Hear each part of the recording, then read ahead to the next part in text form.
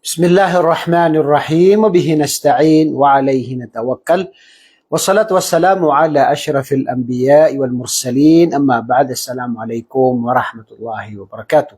Magandang araw po sa inyo lahat, sa aking mga kapatid na manampalataya, ganoon din sa aking mga kababayan na patuloy na sumusubaybay sa ating mga pag-aaral. At sa mga oras na ito, ang ating paksa na pag-usapan ay ang 5 haligi ng Islam. Para po ito sa ating mga kapatid na mga baguhan at sa mga gusto magsaliksik ng relihiyong Islam.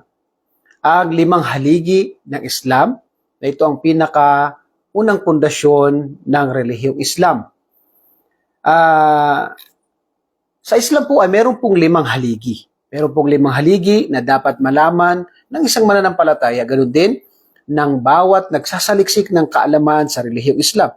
So ito po ay karamihan na kinukuha nating aral para po sa mga baguhan. Unang-una rito ay ang pagsaksi o yung tinatawag na shahada. 5, ang pinakauna ay ang pagsaksi. Ang pagsaksi ay ito ay saksihan natin na walang ibang Diyos na dapat sambahin maliban si Allah, at saksihan natin na si Muhammad ay huling sugo ni Propeta Muhammad o huling sugo ni Allah subhanahu wa ta'ala, at si Jesus ay isang dakilang propeta rin sa relihiyong Islam. So pinakauna rito ay ang pagsaksi na walang ibang Diyos na dapat sambahin maliban kay Allah subhanahu wa ta'ala. Ang pinakauna na haligi ng Islam ay ito yung saksihan mo na walang ibang Diyos na dapat sambahin maliban kay Allah. At ito po ay logic, ito po ay natural ng bawat nilikha na siya ay kumikilala sa nag-iisang tagapaglikha. So itong unang haligi ng Islam ay lahat ng nilikha, kapag ito ay hinayaan sa kanilang natural, likas na pagkalikha, ay sila po ay sasamba sa nag-iisang tagapaglikha. At alam natin na ang nilikha ni Allah subhanahu wa ta'ala, ang ating sarili, ang lahat ng mga nilikha ay walang patunay maliban sa merong tagapaglikha sa bagay na ito. At sa lahat po ng mga karamihan ng mga relihiyon ay nag-aangkin sila na sila ay nagtuturo ng pagsamba sa nag-iisang tagapaglikha. Pero makikita mo naman na marami silang mga ribulto, mga sinasamba maliban sa nag-iisang tagapaglikha. Sa relihiyong Islam, ang pinakaunang haligi ay sambahin lamang ang nag-iisang tagapaglikha na siya lang. Wala nang iba. Yung malinaw na siya lang, wala nang ibang dapat sambahin. Sa banal na Quran, ay sinabi ni Allah subhanahu wa ta'ala na innani anallah, la ilaha illa ana fa'budni. Katotohanan ako si Allah, walang ibang Diyos maliban sa akin, kaya ako ay inyong sambahin. So dito po, mayroon tayong katibayan na sinabi ng Diyos, sinabi ni Allah, na siya lamang ang dapat sambahin. Okay. Sa mga lumang tipan, mababasa natin halimbawa sa Isaiah 45:5, sinabi ng Diyos na ako ang Panginoon na gumawa sa lahat ng bagay, at walang ibang Diyos maliban sa Kanya. Sa Isaiah 45:5 na sinabi natin, ako ang Panginoon at walang iba liban sa akin ay walang Diyos. So dito, may mga talata sa Biblia, sa lumang tipan, na sinasabi na iisa ang Diyos na dapat sambahin. So ito ang pinakaunang pinakaminsahe ng lahat ng propeta. Ang lahat ng propeta ay sila po ay merong isang mensahe na ito ang sambahin ang nag-iisang tagapaglikha. Kaya makikita natin, walang propeta na dumating na nag-angkin na siya isang propeta. Maging si propeta Jesus alayhi salam, sa paniniwala ng mga kababayan natin ng mga Kristiyano, yan po ay gawa-gawa po ni Pablo. Si Pablo ang nagsabi na ang nag-iisang Diyos ay si Hesus Kristo, na si Pablo ay isang Hudyo na kung saan siya ay inaapi niya, pinapatay niya ang mga tagasunod ni Jesus. At pagkatapos ng mahabang panahon, sinabi niya na nagpakita sa kanya si Jesus at isinugo siya ni Jesus. So ito ay tinatawag na mga paraan lamang ni Pablo. Pero kung babasahin natin ang mga aral ni Jesus sa Biblia, katulad nabanggit natin sa lumang tipan, ay ang mga propeta, katulad ng nabanggit natin sa Isaiah, na sinabi ng Diyos na ako ang Panginoon, walang iba liban sa akin. Liban sa akin ay walang Diyos. So dito meron tayo tinatawag na isang mensahe ng mga propeta. Ganun rin sa paniniwala. Paniniwala ng tulad na banggit natin ng mga kababayan natin, which is ito ay gawa-gawa ito ni Pablo, hindi po ito turo ni Jesus. Kaya una-una wala po tayong mababasa ni isang talata na sinabi ni Jesus na ako ang inyong Diyos, ako ay inyong sambahin. Samantalang kung titingnan natin ang mga talata sa Lumang Tipan ay marami po ng mga talata na sinasabi ng Diyos na tulad na sinabi natin, ako ang Panginoon, walang ibang Diyos liban sa akin, ako ay inyong sambahin. So ito ay sa mga Lumang Tipan. Sinasabi natin na ito ay pinadala kay Propeta Moses na ito ang Torah. Samantalang sa Bagong Tipan ay mababasa natin na si Jesus na siya bilang isang nilikha, isang tao na kung saan isang sugo ay sinabi niya na ako ay isang sugo. Kaya wala tayong mababasa ni isang talata na sinabi ni Jesus na ako ang inyong Diyos, ako ay inyong sambahin. Wala. Ganun rin ang nanay niya, pinakamalapit na tao sa kanya. Hindi siya kinilala bilang isang Diyos. Ganun rin ang mga 12 disciples, mga disipulo ni Jesus. Hindi nila sinabi, hindi nila tinawag, hindi nila sinamba si Jesus. Wala kang mababasa na sinamba nila si Jesus sa mga talata sa Biblia. At kung makikita natin, basahin natin yung ibang mga talata na sinasabi ni Jesus na kung saan siya isang sugo. Sabi dito sa ibang mga talata, ito ang buhay na walang hanggan sa John 73, palagi natin itong inuulit sa John 73. Ito ang buhay na walang hanggan, paraiso. Kasi kung gusto natin ng paraiso, sundin natin ang turo ni Jesus. Sinabi ni Jesus sa John 73, ito ang buhay na walang hanggan, na ikaw ay makilala nila na isang Diyos na tunay. Sino? Ang Diyos. At siya ay yung sinugo sa makapitbagay si Jesucristo. So dito sinasabi ni Jesus na kung gusto mo ng paraiso ay kilalanin mo ang Diyos na nag-iisa at kilalanin mo ako bilang isang sugo. Malinaw ang turo ni Jesus. At yan ay tinatawag na, marami pang tinatawag ng mga talata na sinasabi ni Jesus na siya isang propeta. Sa isang talata na papatunayan natin na kung saan sinasabi ni Jesus, ito yung kaniyang kapangyarihan. Sabi dito sa John 5:30 na sinabi ni Jesus, hindi ako makakagawa ng anumang mula sa aking sarili. Dapatwat ang Diyos na nagsugo sa akin. So dito makikita natin itong mga talata na ito na sinasabi ni Jesus na wala siyang kakayahan. Kung siya ay Diyos, bakit wala siyang kakayahan? So ibig sabihin sinasabi na ako ay isang propeta. At dito, ang Diyos ay sinasabi niya ako ang may makapangyarihan, yun ang sinasabi sa Lumang Tipan ng Diyos. Dahil siya ay Diyos. Kaya nga, kapag binasa natin ng mga talata na sinasabi ni Jesus ay, hindi ako makagawa ng anumang mula sa aking sarili. Bakit? Dahil siya isang propeta. Sa ibang mga talata tulad ng sa araw na paghukom sa Mateo 24:36, sabi niya, ngunit tungkol sa araw at oras na iyon ay walang nakakaalam. Ito sa araw na paghukom. Kahit ang mga anghel sa langit, kahit ang anak, kundi ang ama lamang. So dito makikita natin na kung saan ito ay patunay na walang kaalaman si Jesus sa mga mangyari sa araw ng paghukom. So una-una, kaalaman. Pangalawa, kapangyarihan. Walang kakayahan. Kaya nga, nung bumuhay siya ng patay, siya ay nanalangin. Dahil siya isang propeta, binigyan siya ng mga himala ng dakilang tagapaglikha ni Allah subhanahu wa ta'ala. At katulad yan ng mga naunang mga propeta. So dito, pinakaunang natin sa Islam ay kilalanin mo ang Diyos na nag-iisa, saksihan mo na siya lang ang dapat mong sambahin. Katulad ng pagsaksi ni Jesus na kilalanin mo ang iisang tagapaglikha, iisang Diyos na dapat sambahin na tunay, at kilalanin mo ang mga sugo na ipinadala ni Allah subhanahu wa ta'ala. Ito po ang unang haligi. Saksihan mo si Allah na nag-iisa, ang tagapaglikha, hindi yung nilikha. Pangalawa ay saksihan mo na si Muhammad ay huling sugo ni Allah at si Jesus ay sugo ni Allah. Ganun din si Propeta Moses, ganun din ang mga naunang mga propeta sa relihiyong Islam. At ito ay mga propeta na pinili ni Allah subhanahu wa ta'ala. Dito makikita natin sa ibang mga katulad ng sinasabi natin unang haligi ang sa pagsaksi na walang ibang Diyos na dapat sambahin maliban kay Allah na siyang tagapaglikha. Pangalawa ay yung tinatawag na paniniwala na si Propeta Muhammad sallallahu alaihi wasallam ay huling sugo. Si Propeta sallallahu alaihi wasallam, si Muhammad, ay ano ba patunay na siya isang propeta? Unang-una, si Propeta Muhammad ay nabanggit ni Jesus sa Biblia. Maraming talata sa Biblia na sinasabi ang tinatawag na propesya na pagdating ni Propeta Muhammad sallallahu alaihi wasallam. At inshallah darating po tayo dyan. Ito po ay pag-aaralan natin. Una-una si Propeta sallallahu alaihi wasallam ay hindi siya nakapagsinungaling sa kanyang buong buhay. Bago pa siya naging propeta. At bago pa siya naging propeta, kilala siya sa kanilang lugar na isang tapat at mapagkakatiwalaan. Kilala siya. Kaya pag sinabi, dumating ang tapat at mapagkakatiwalaan. Nawawala yung pangalan niya. Bakit? Dahil yung katangian niya ang nauuna. Dumating si Muhammad. Dumating ang tapat at mapagkakatiwalaan. At napakarami pong patunay. Bago siya naging propeta, siya ay kilala sa kanilang lugar bilang tapat at mapagkakatiwalaan.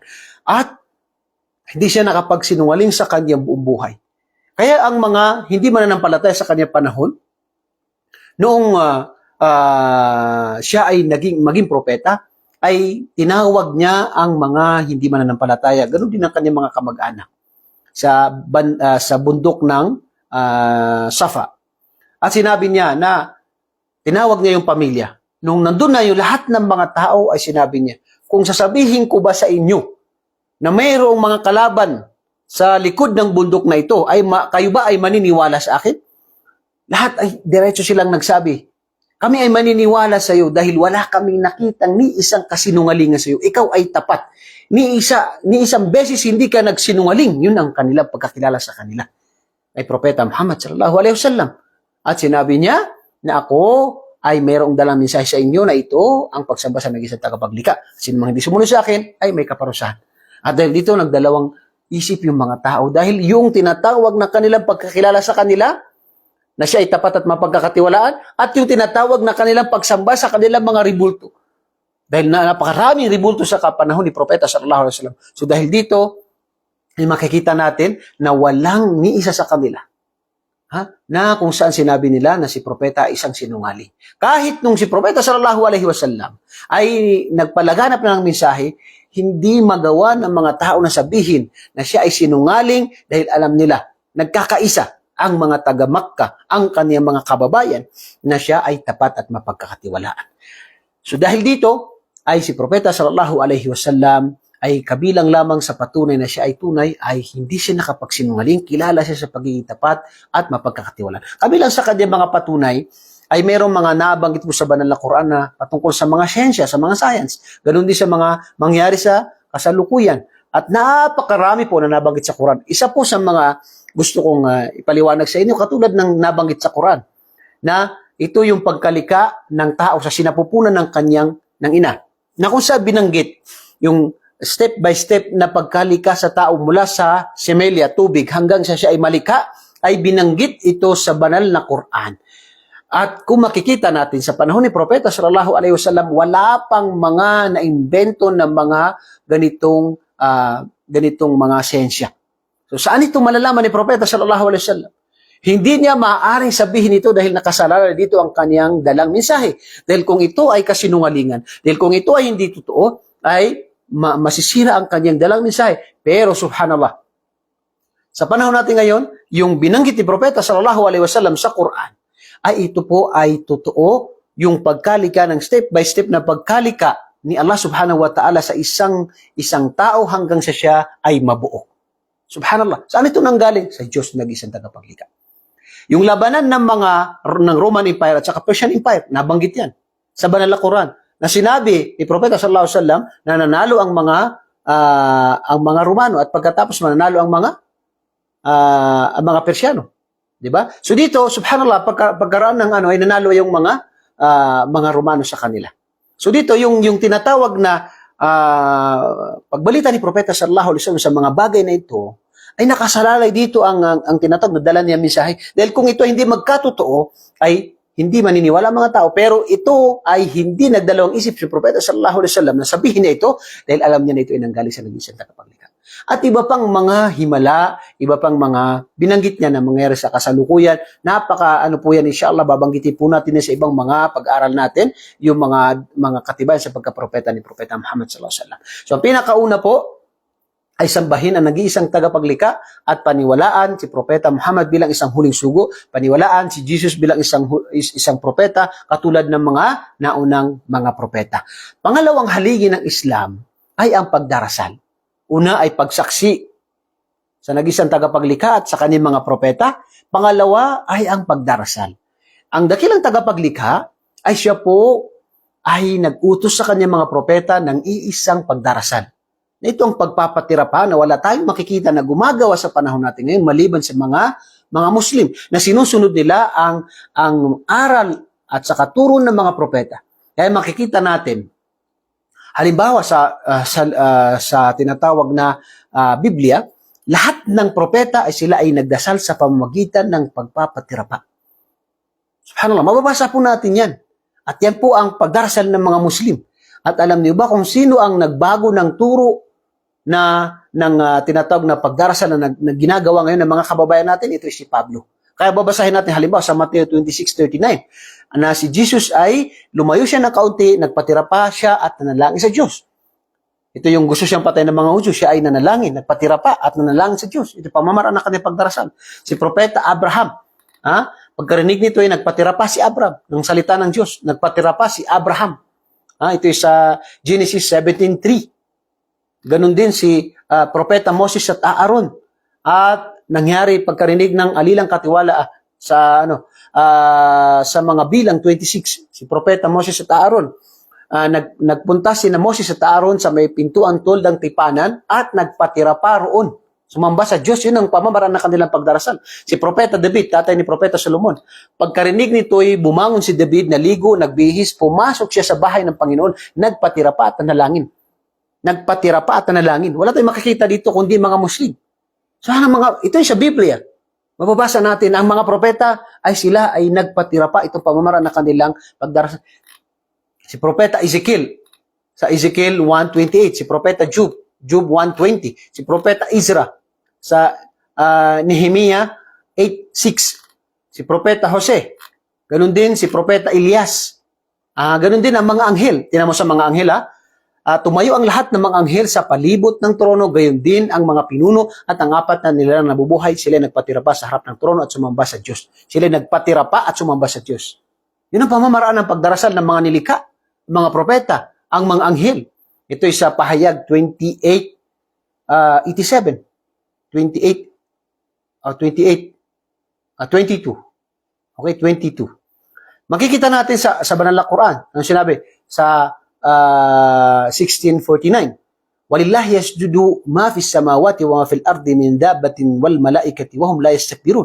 Sinabi ni Allah at tanging sa alalaman nagpapatira pa ang mga ang lahat ng mga nasa kalangitan at nasa kalupaan, lahat ng mga nilikha at mga anghel at sila hindi nagmamalaki. So makikita natin ang Quran, ang Islam, ang mga propeta, kahit sa lumang tipan, ang mga anghel ay iisa ang pagdarasal na kanilang ginagawa. Ito ang pagpapatira pa. Dahil ito ay yung pagbaba mo ng iyong pinakamataas na parte na itong noo sa baba bilang pagsamba, pagdakila mo sa nag-iisang tagapaglikha na siya ang lumikha sa atin. Subhanallah. Ito yung uniform na pagka-utos ng dakilang tagapaglikha sa kanyang mga propeta. Yung pamamaraan naman na pagsamba na na-adapt ng ibang mga kababayan natin, ito ay galing kay Pablo. Sa sulat ni Pablo sa Korinto, unang Korinto, ito po ay sa lumang tipan. At sinasabi nila ito ay salita ng Diyos, ito ay galing kay Jesus, pero makikita natin, sulat ni Pablo sa Korinto, unang Korinto, sa 11:23. Anong sabi dito? Ito ay aking katawan na pinagputol-putol dahil sa inyo. Gawin niyo ito sa pag-alaala sa akin. So dito, si Pablo ay ginagawa tayong vampira. Bakit? Kainin mo ang katawan ni Jesus, inumin mo ang dugo ni Jesus. Yan ang pagsamba na itinuro ni Jesus. Itinuro ni Pablo. Ito'y pagsamba na itinuro ni Pablo bilang pag-alaala kay Jesus. Samantalang si Jesus ay nagpatira pa, ang mga naunang mga propeta sila ay nagpatira pa mula kay Abraham sa ama ng mga mananampalataya at lahat ng mga propeta, mga anghel, ay sila ay nagpapatira pa. Pero ang sumira ng turo ni Jesus ay si Pablo. Si Pablo ang natatanging nag-utos ang nasusunod ng mga ibang mga kababayan natin na pagdarasal, ang kainin mo ang katawan ni Jesus, inumin mo ang dugo ni Jesus, ito yung tinatawag na, ito yung turo ni Pablo sa unang Korinto 11:23, na kung saan ito ay sulat ni Pablo sa Korinto. Hindi ito salita ni Jesus, nanggaling kay Pablo. So dito malalaman natin yung pagkakaiba. So sa Islam, unang haligi ay sambahin ang nag-iisang tagapaglikha at kilalanin, tanggapin ang kanyang mga sugo. Pangalawa ay ang pagdarasal. Sa Islam, ay nagdarasal tayo sa pamagitan ng pagpapatirapa na ito ay 5 beses sa isang araw na ito ay tinatawag na gawain ng mga propeta. Ito ang pinakaunang turo ng dakilang tagapaglikha na gagawing pagsamba ng isang tao kapag siya ay kumilala, sumaksi sa kanyang tagapaglikha. Pangatlo ay yung pagbibigay ng kawang gawa, yung tinatawag na zakah. Ang zakah sa Islam ay mayroon tayong tinatawag na dalawa. Una, yung obligasyon. Pangalawa, yung optional. Ang obligasyon ay ito ay obligado sa bawat Muslim kapag siya ay mayaman. 2.5% na kukunin sa mga mayayaman na Muslim at ibibigay sa mga mahihirap. Yan mo yung pagkakaiba. Sa mga mayaman, obligado sa kanila na 2.5% taunan na ibibigay sa mga mahihirap, hindi po sa mga mangangaral. Kung mahirap ang mangangaral, ay pwede hindi siya dapat na kumuha. Ang bibigyan ng tulong doon sa 2.5%, obligasyon ito ng mayaman na Muslim ay ibibigay sa mga mahihirap. Okay? Tinan mo yung pagkakaiba. Samantalang sa panahon natin ngayon, ginagawang negosyo ang relihiyon. Marami pong yumayaman. Okay, so naputol po pero i-continue natin inshallah. So dito sa panahon natin ngayon ay makikita natin na marami pong gumagawa ng mga iba't ibang mga relihiyon, mga sekta para po kakitaan. Eh makikita mo, saan napupunta yung mga abuloy? Saan napupunta? Bakit yung mayaman yung mga mangangaral, yung may-ari ng relihiyon? Saan napunta? May business ba sila? Nanggaling ito sa mga abuloy. Hindi nga obligado pero nakasulat ang pangalan mo doon. Sunday, Tuesday, mga gano'n. Kaya ngayong linggo, hindi nakabayad siya.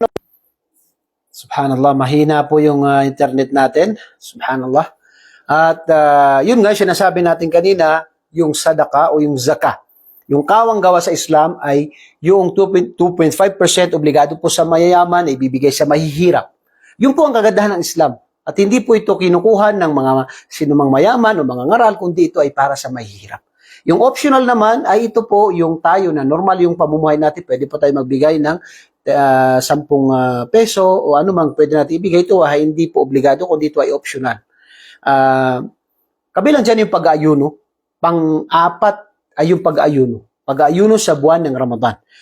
Si Jesus alayhisalam sa Biblia ay nag-ayuno siya ng 40 days at saka 40 nights. At nabagit doon siya ay nagutom dahil sa kanyang pag-ayuno. So dito makikita natin na ang mga naunang mga propeta, sila rin ay nag-ayuno. At ang pag-ayuno, napakadakilang pagsamba ito sa nag-iisang tagapaglikha. Tinuturuan tayo para magkaroon ng takot sa nag-iisang tagapaglikha at para sumunod, para magpasalamat at para makatulong tayo sa mga nangangailangan. So marami po mga benepisyo sa pag-ayuno. At ito po ay obligado sa may kakayahan, at hindi po. Okay? Bilang panghuli po, dahil nga po sa medyo mahina internet natin, bilang panghuli, ang panglima ay yung tinatawag na paglalakbay sa banal na lugar, ang Kaaba o sa Makkah. Ang Kaaba ay itong pinakaunang bahay-sambahan na nilikha ni Allah subhanahu wa ta'ala. At dahil dito, ito po ay dakila sa mga Muslim. At lahat ng Muslim kapag ito ay sumasamba, sila ay nakaharap sa tinatawag na Kaaba. At hindi po sinasamba sa Islam ang Kaaba dahil ang naunang direksyon ng mga Muslim ay ang Jerusalem, ang Palestine, ang Masjid al-Aqsa. Ito po ang pinakaunang ng mga Muslim ay kapag sila nagdarasal doon. Nung dumating si Propeta sallallahu alaihi wasallam, mga ilang buwan ay sinabi ni Allah na ang magiging direksyon ng pagsamba ay ang Kaaba. O yung Kaaba sa Makkah. Kaya ito po ay tinatawag na isa sa mga